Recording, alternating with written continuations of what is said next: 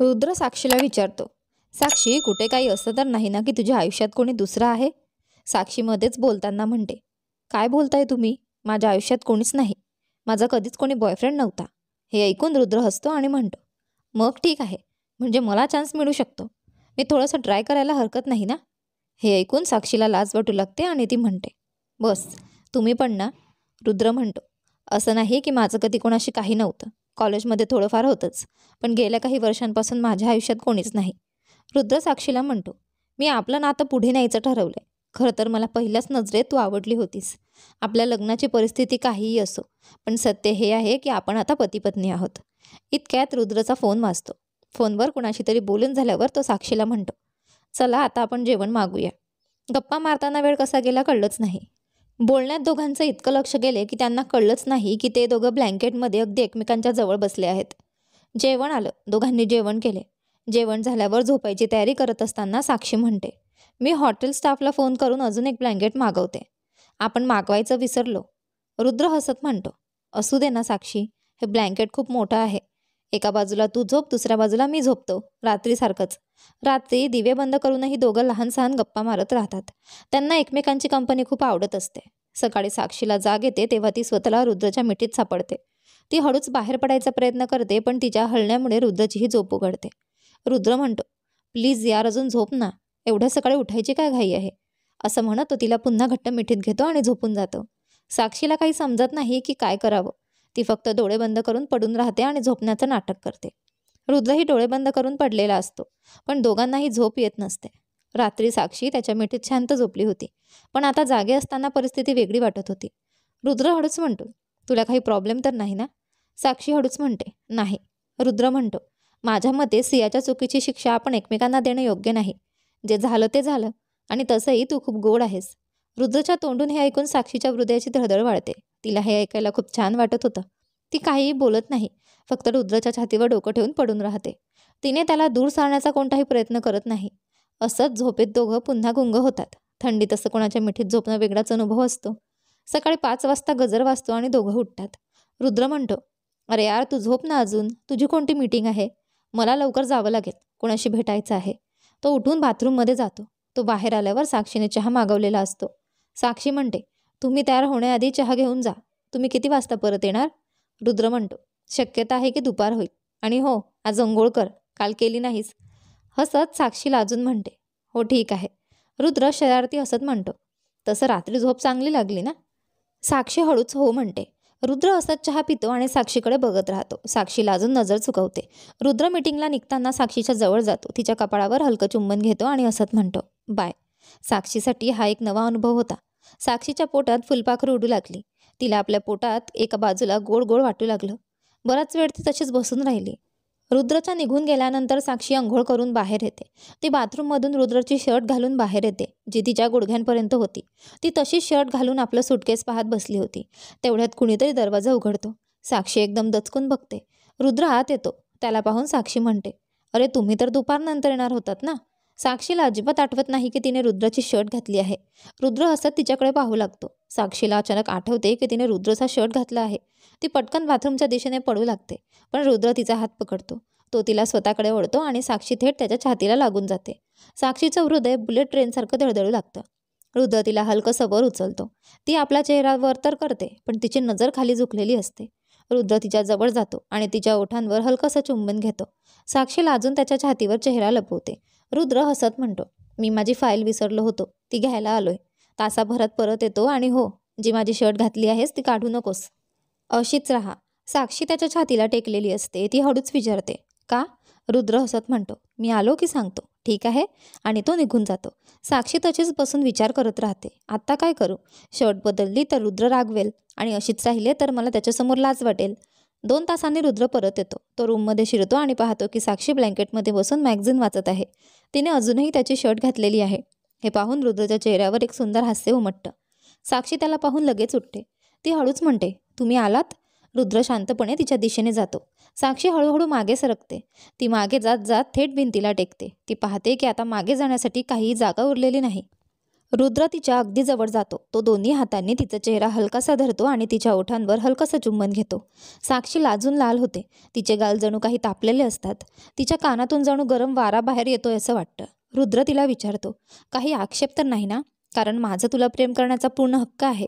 साक्षी हळूच नजर वर करून पाहते आणि मंद स्वरात म्हणते, नाही, काही आक्षेप नाही. रुद्र आनंदाने म्हणतो, मग ठीक आहे, आता तुझी बारी आहे. साक्षी आश्चर्याने विचारते, कशाची बारी?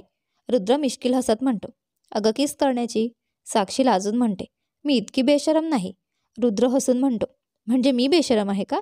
साक्षी हसत म्हणते, हे सांगण्याची काही गरज आहे का? ते तर स्पष्टच आहे. रुद्र हसत म्हणतो, आय लव्ह यू साक्षी, आणि तिच्या डोळ्यांवर हलकंसं चुंबन घेतो. साक्षीच्या दोन्ही गालांवर हलकं चुंबन घेतल्यावर रुद्र तिच्या ओठांवर, मग तिच्या हनुवटीवर आणि हळूहळू खाली क्लिवेजच्या दिशेने जातो. तो साक्षीच्या शर्टचे पहिले 2 बटन उघडतो आणि तिच्या क्लिवेजच्या खाली किस करू लागतो. तेव्हा साक्षी हलकासा धक्का देऊन हसत बाजूला होते आणि पळून जाते. रुद्र तिच्या मागे धावतो. साक्षी पटकन बेडवर चढते. रुद्रही तिच्या मागे बेडवर चढतो. साक्षीचा पाय ब्लँकेटमध्ये अडकतो आणि ती सरळ बेडवर पडते.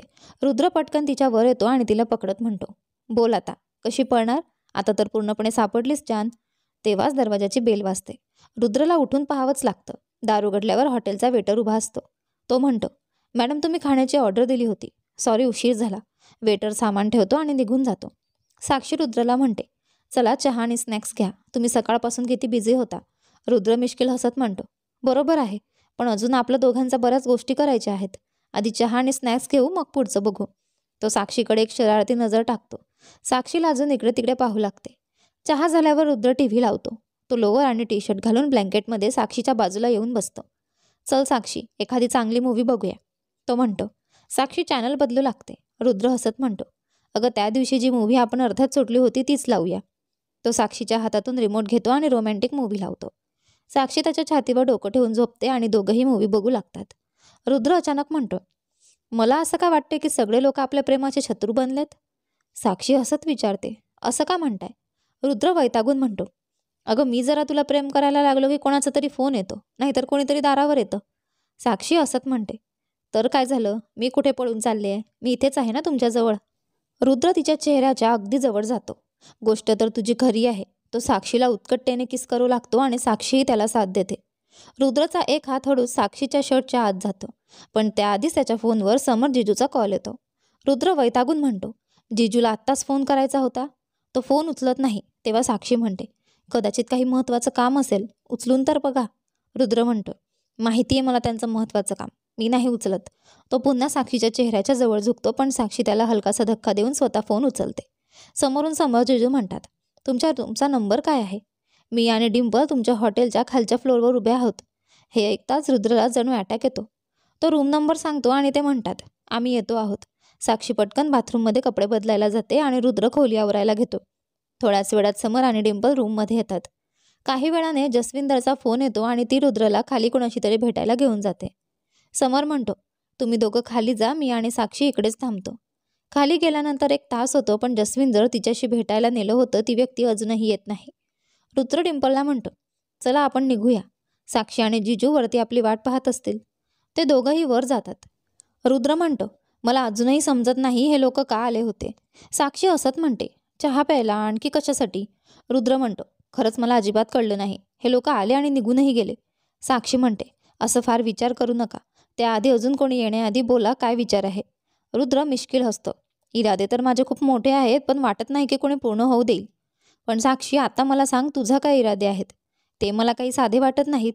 दोघं हसू लागतात. रुद्र पाहतो, साक्षी आपल्या सुटकेसमधून काहीतरी काढत असते. तो हसत विचारतो, काय करते आहेस? आता कपडे घालायची वेळ नाही माझी जान, आता कपडे काढायची वेळ आहे. साक्षी उठून बाथरूममध्ये निघून जाते. रुद्र मनात विचार करतो, आता हिला काय झालं? कपडे बदलायला आत का गेली? थोड्या वेळाने साक्षी बाथरूममधून बाहेर येते. तिला पाहून रुद्रचा तोंड उघडच राहतो. ती नाईटी घालून बाहेर आलेली असते आणि तिला खूपच लाज वाटत असते. रुद्र आनंदाने हसतो. त्याला साक्षीकडून अशा गोष्टीची अपेक्षा नव्हती. त्याच्या मनात जी भीती होती, साक्षीने लग्न जबरदस्तीने केलंय, ती त्याला स्वीकारेल का? ती पूर्णपणे दूर होईल. आता त्याला कळून चुकतं की साक्षी त्याच्यावर तितकंच प्रेम करते. साक्षीच्या चेहऱ्यावर उमटलेली लाजरी आनंदी स्मित हेच सांगत असते. रुद्र साक्षीला पाहून आपली नजर झपकवतो. तेव्हा साक्षी दुसऱ्या बाजूला पाहू लागते. ती हळूहळू बेडच्या दिशेने जाऊ लागते. रुद्र पुढे होऊन तिला आपल्या दोन्ही बाहूंमध्ये उचलतो. साक्षी त्याच्या गळ्यात हात टाकते. दोघंही एकमेकांच्या डोळ्यांमध्ये हरवून जातात. रुद्र तिला बेडवर अलगद ठेवतो. तो तिच्या कपाळावर किस करतो. मग तिच्या नाकावर हलकेच चुंबन घेतो. साक्षी डोळे बंद करते. रुद्र आपल्या ओठांना तिच्या मऊ ओठांवर टेकवतो. मग हळूहळू तिला उत्कटतेने चुंबन देऊ लागतो. साक्षी त्याला पूर्ण साथ देते. रुद्र साक्षीच्या मानेवर गरम श्वास सोडत म्हणतो, साक्षी, तुला कल्पनाही नाही तू मला किती आनंद दिलास. तुला मिळवायचं होतंच, पण माझ्या मनात कुठेतरी ही भीती होती की तुझं माझ्याशी लग्न करणं एक मजबुरी तर नव्हतं आणि बेडवर माझी होणं तुझी काही सक्ती तर नव्हती. पण आता मला तुझ्या प्रेमाची खात्री झाली आहे. साक्षी हळूच रुद्राच्या छातीमध्ये चेहरा लपवत म्हणते, आपलं लग्न ज्या परिस्थितीत झालं असे ना, पण आपलं नातं हे आपले सत्य आहे. हे फक्त एका जन्माचं बंधन नाही तर जन्मोजन्मीचं आहे. या नात्याला आपण कधीच मजबुरीचं नाव देऊ शकत नाही. इतकं प्रेम आणि आपुलकी मला संपूर्ण आयुष्यात कधीच मिळाली नव्हती. रुद्र म्हणतो, साक्षी, माझ्या छातीमध्ये कुठे लपते आहेस ग? आता तरी डोळ्यात डोळे टाकून बघ. नाही, मला लाज वाटते, साक्षी हसत म्हणते. रुद्र तिच्या मानेवर प्रेमाने चुंबत घेत तिच्या खांद्यांपर्यंत येतो. तिच्या नायटीचा पट्टा हळूच तिच्या खांद्यावरून खाली सरकवतो. साक्षी हळूच म्हणते, रुद्र, लाईट बंद करा ना. आवश्यक आहे का? रुद्र विचारतो. हो, साक्षी हलक्या आवाजात म्हणते. रुद्र उठून लाईट बंद करतो. आता ठीक आहे? तो विचारतो. रुद्र म्हणाला, आपल्याला अजून काही प्रॉब्लेम असेल तर सांगून टाका. एकदा मी सुरू झालो तर मग थांबणार नाही. रुद्र थोड्या नशेत बोलला आणि त्याने साक्षीच्या ओठांना किस करायला सुरुवात केली. तिचे ओठ सोडून त्याने तिच्या हनुवटीवर किस करायला सुरुवात केली. साक्षीच्या चेहऱ्यावर गरम श्वास सोडत तो तिच्या मानेकडे गेला, मग मानेपासून तिच्या क्लिवेजपर्यंत. रुद्रने साक्षीची नाईटी आणखी खाली सरकवली. रुद्रने स्वतःची शर्ट काढून फेकून दिली. साक्षी रुद्रच्या प्रेमात पूर्णपणे हरवून गेली होती. तिला बाहेरच्या जगाचे भानही राहिले नव्हते. आज ती आपल्या पतीच्या प्रेमात पूर्णपणे रंगून जाणार होती. आणि मग कधी रात्र गेली, कधी दिवस उजाडला हे दोघांनाही कळलंच नाही. सकाळी साक्षीला रुद्रच्या आधीच जाग आली. तिने पाहिलं की ती रुद्रच्या बाहुपाशात कपड्यांशिवाय झोपली होती. तिला हसू आले. मनातच ती विचार करू लागली की तीही आता रुद्रच्या सोबत बिनधास्त झाली आहे. साक्षी हळूच रुद्रच्या मिठीतून बाहेर पडण्याचा प्रयत्न करत होती, पण त्याच वेळी रुद्रचीही जाग आली. तो म्हणाला, अगं, एवढी घाई काय आहे उठायची? झोप ना अजून. टाईम बघा, आधीच दुपारचे 12 वाजलेत. तुम्हाला आज मीटिंग होती ना? साक्षी म्हणाली, सगळ्या मीटिंग्स कॅन्सल केल्यात. आता फक्त एकच मीटिंग चालेल, तुझी आणि माझी. असं म्हणत रुद्रने साक्षीला परत आपल्या मिठीत ओढले. साक्षीने रुद्रचा हात घट्ट पकडला. रुद्र म्हणतो, हे काय, माझा हात का धरलास? साक्षी म्हणते, रात्र कमी होती का? आता पुरे झालं. रुद्र म्हणतो, आता माझी जान, दिवस रात्र विसरून जा. असं म्हणत त्याने पुन्हा तिला किस केलं. हा नवा दिवस साक्षीसाठी एका नव्या आयुष्याची सुरुवात होती. तिला खूप आनंद झाला होता. एवढ्या लवकर तिचं आयुष्य बदलून जाईल असं तिला कधीच वाटलं नव्हतं. रुद्रच्या मनात आणि आयुष्यात आपली अशी जागा होईल याची तिने कधी कल्पनाही केली नव्हती. पण आता तिला आयुष्यात काहीच नको होतं. ती खूप आनंदी होती. तिला आता स्वतःचं प्रेम वाटत होतं. तिच्या श्वासांमध्येही रुद्रच्या सुगंधाची मिठी होती. त्याच्या प्रेमाने ती खुलून गेली होती. साक्षी हळूच उठली. तिच्या अंगावर फक्त रुद्रची शर्ट होती. रुद्र हसत म्हणतो, हे काही बरोबर नाही. तू का उठतेस? साक्षी म्हणते, बघा किती वाजले आहेत. मी आंघोळ करून येते. मग काहीतरी खाण्यासाठी मागूया, खूप भूक लागली आहे. तुम्हाला नाही लागली का? रुद्र शेजारते नजरेने म्हणतो, खूप जोरात लागली आहे, म्हणूनच तुला उठू देत नाहीये. मला खाणं नाही, काहीतरी वेगळंच खायचंय. साक्षी म्हणाली, मी अंघोळीला जाते. तुम्ही फोनवर काहीतरी ऑर्डर करा आणि कपडे तरी घाला. साक्षी अंघोळीला जाते. रुद्र फोनवर काहीतरी खाण्यासाठी ऑर्डर देतो आणि खोली थोडी आवरतो.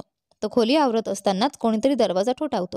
रुद्र दरवाजा उघडतो तर समोर रिया आणि साक्षीची काकू उभ्या होत्या. त्या दोघींना पाहून रुद्रच्या पायाखालची जमीन सरकते. तो पटकन बाथरूमकडे नजर टाकतो आणि त्यांना बाहेर घेऊन जाण्याचा प्रयत्न करतो, पण सिया त्याला धक्का देत खोलीत ढकलते आणि स्वतःही आत येते. रुद्र म्हणतो, हा काय बेशिस्तपणा आहे? सिया म्हणते, हेच तर मी विचारते की हा काय बेशिस्तपणा आहे? साक्षीला तुझा खरा चेहरा माहिती व्हायलाच हवा. रुद्र म्हणतो, मी सांगतो तुम्ही लोक लवकर इथून निघून जा. साक्षी बाथरूममधून बाहेर येत असेल. साक्षीची काकू म्हणते, एवढं का घाबरतोस त्या 2 पैशांच्या पोरीला? असं काय आहे तिच्यात ज्यासाठी तू सियासोबत एवढा मोठा खेळ खेळलास? रुद्र म्हणतो, जरा जिभेवर ताबा ठेवा. लक्षात ठेवा ती कोण आहे. आता साक्षी माझी बायको आहे. सिया म्हणते, तर तुझ्या बायकोलाही कळलं पाहिजे. तिने तुझ्याशी लग्न करावं म्हणून तू काय काय केलंस? रुद्र म्हणतो, shut up and get out. तेव्हाच साक्षी अंघोळ करून बाहेर येते. ती पाहते की सिया, तिची काकू आणि रुद्रमध्ये वाद सुरू आहे. ती जवळ येऊन विचारते, काय झालं? काकू म्हणते, मी सांगते तुला तुझ्या नवऱ्याची खरीगिरी. याने तुझ्याशी फसवून लग्न केलं. याने सियाला मॉडेलिंग असाइनमेंट देण्याचे आश्वासन दिले आणि सांगितलं की जर तिने लग्न मोडले आणि निघून गेली तर तिला मोठ्या संधी मिळतील. सिया लग्न मोडून गेल्यावर मी साक्षीची लग्न करेल आणि पुढचं मी हाताळेन. साक्षी म्हणाली, म्हणजे रुद्रने सियाला मोठी मॉडेलिंग संधी दिली नाही? काकू, सिया आणि रुद्र तिला आश्चर्याने पाहतात. त्यांना धक्का बसतो की साक्षीला आधीच सगळी गोष्ट माहीत आहे. सिया म्हणते, तुला सगळं माहीत होतं? साक्षी म्हणते, हो, आणि जे रुद्रलाही माहीत नाही तेही मला माहीत आहे. रुद्रने तुला मोठ्या डिझायनरच्या शोमध्ये एका वर्षासाठी मॉडेलिंग बनवलं, पण तू त्याच्याशी विश्वासघात केलास. तू त्याचे डिझाईन्स दुसऱ्या डिझायनरला विकलेस. जेव्हा तो डिझायनर समजला तेव्हा त्याने तुला शोमधून बाहेर काढलं आणि त्या चोरीमुळे आता कोणीही तुला फॅशन इंडस्ट्रीत काम द्यायला तयार नाही. मी बरोबर बोलते ना? काकू म्हणाली, तू या रुद्रच्या गोष्टींवर विश्वास ठेवतेस? ऐक माझं, रुद्र तुला आणि आम्हालाही फसवत आहे. साक्षी म्हणाली, मी रुद्रविरोधात एकही शब्द ऐकू इच्छित नाही. जर तुम्ही शांततेत निघून गेलात तर तेच तुमच्यासाठी चांगलं असेल, नाहीतर मला पोलिसांना बोलवायला लागू नये. सिया म्हणाली, साक्षी किमान माझं तरी ऐक. साक्षी म्हणाली, प्लीज तुम्ही लोक इथून निघून जा. सिया आणि काकू तिथून निघून जातात. रुद्र सोफ्यावर बसतो आणि साक्षीकडे पाहून म्हणतो, तुला हे सगळं कसं माहीत? साक्षी म्हणते, जेव्हा काल समरदादा आणि डिंपलताई आले होते तेव्हा डिंपलताई तुला घेऊन खाली गेल्या होत्या. तेव्हा समरदादांनी मला सगळी गोष्ट सांगितली. त्याने सांगितलं की खरं तर तू माझ्यासाठी नाते पाठवले होतेस, पण गैरसमजुतीमुळे ते सियासाठी ठरले. तू कसंही करून माझ्याशी लग्न करायचं ठरवलं म्हणून सियाशी डील केलीस, जेणेकरून ती लग्न मोडून निघून जाईल आणि आपण लग्न करू. रुद्र म्हणतो, सॉरी साक्षी, नाराज आहेस ना? पण तुला मिळवण्यासाठी माझ्याकडे दुसरा पर्याय नव्हता. साक्षी म्हणाली, पण तू मला पाहिलं तरी कुठे होतं? रुद्र म्हणतो, तुला आठवत आहे गेल्या वर्षी तुझा कॉलेज ट्रिप राजस्थानला गेली होती? साक्षी म्हणते, हो गेली होती. रुद्र म्हणतो, तिथेच मी तुला पाहिलं आणि मन हरवलं. साक्षी म्हणते, पण मला आठवत नाही की आपण भेटलो होतो. रुद्र म्हणतो, वारे नशीब, कुणाला आपली भेटही आठवत नाही आणि कुणी कुणासाठी आपलं सगळं हरून बसतं. साक्षी म्हणते, मिनतवाऱ्या करत, प्लीज सांग ना कुठे भेटलो होतो. रुद्र शायरीत म्हणतो, तू माझ्या श्वासांमध्ये सुगंधासारखे मिसळली होतीस आणि तुला खरंच आपली भेटही आठवत नाही. साक्षी रागाने म्हणते, शायरीनंतर कर, आधी सांग. रुद्र म्हणतो, तुला आठवतं राजस्थानमध्ये तुझा ग्रुप वाळूच्या वादळात अडकला होता? साक्षी म्हणते, हो, मी हरवले होते. तर ते तुम्ही होता? रुद्र हसत म्हणतो, माझं आयुष्य हरवलं होतं. साक्षी म्हणते, म्हणजे बेशुद्धीच्या अवस्थेत हॉस्पिटलमध्ये दाखल करणारा तुम्ही होता? रुद्र म्हणतो, हो, आणि सगळा खर्चही मी केला. साक्षी म्हणते, मी शुद्धीवर आल्यानंतर तुम्हाला भेटायचं होतं पण तुझा पत्ताच लागला नाही. रुद्र म्हणतो, मी तिथेच होतो पण तू शुद्धीवर आल्यावर लगेच निघून गेलो. मला फक्त तुझ्याशी लवकर लग्न करायचं होतं. साक्षी म्हणते, मग सियामध्ये कुठून आली? रुद्र हसत म्हणतो, माझ्या घाईमुळे. साक्षी म्हणते, कशी? रुद्र म्हणतो, मी घरी आलो आणि समरदादा, ताई, वहिनीला सांगितलं. त्याने तुझ्या घरी नाते पाठवले. तुझ्या घरच्यांना वाटलं हे नाते सियासाठी आहे. त्यांनी तिला पसंत केलं. मी तुला आधीच मनाने स्वीकारलं होतं, त्यामुळे मी बघायलाही गेलो नाही. पण जेव्हा साखरपुडा झाला तेव्हा समजलं की ती ही नाही. मग समरदादा आणि मी मिळून प्लॅन केला आणि शेवटी तुझ्याशी लग्न झालं. साक्षी म्हणते, डोक्यावर हात मारत, संपलं. रुद्र म्हणतो, मी तर म्हणालो साखरपुडा थांबवू, पण सगळं घडून गेलं होतं. मग मी आणि जिजूने एकत्र ठरवलं आणि शेवटी तुझी आणि माझी लग्नगाठ बांधली. पण सियाने शेवटी सगळा प्लॅन उघड केला. तरी समोर जिजू आणि ताई यांच्यामुळे सगळं व्यवस्थित झालं. साक्षी म्हणाली, मी कधी स्वप्नातही विचार केला नव्हता की कोणी मला इतकं प्रेम करू शकतं, माझ्यासाठी एवढं काही करू शकतं. रुद्र म्हणतो, मला माहीत नाही का, पण असं वाटत होतं की जेव्हा तुला हे सगळं कळेल तेव्हा तू मला सोडून निघून जाशील. साक्षी हसत म्हणते, तुम्हाला खरंच असं वाटलं? कोणी माझ्यावर एवढं प्रेम करेल आणि मी त्याला सोडून जाईन? रुद्र म्हणतो, साक्षीला मिठीत घेत, काल रात्री तुझ्या बदललेल्या वागण्याचा अर्थ आता समजतोय. साक्षी म्हणते, समरदादांनी मला तुझी संपूर्ण सत्यकथा सांगितली, त्यामुळे मला तुझ्या मिठीत यायला हवंच होतं. साक्षी रुद्रच्या मिठीत गुंतून गेली. ते दोघे एकमेकांच्या कुशीत हरवले. रुद्रने आपल्या प्रेमाने साक्षीला पूर्णपणे भारावून टाकलं होतं आणि ते त्यांच्या आयुष्यात रम्माण झाले. आपली ही कथा इथे संपते आहे. तुम्हाला ही आपली लघुकथा कशी वाटली कमेंट करून नक्की सांगा. कथा आवडली असेल तर व्हिडिओला लाईक करा. तुम्ही चॅनलवर नवीन असाल तर सबस्क्राईब करा आणि नोटिफिकेशन बेल नक्की दाबा. धन्यवाद.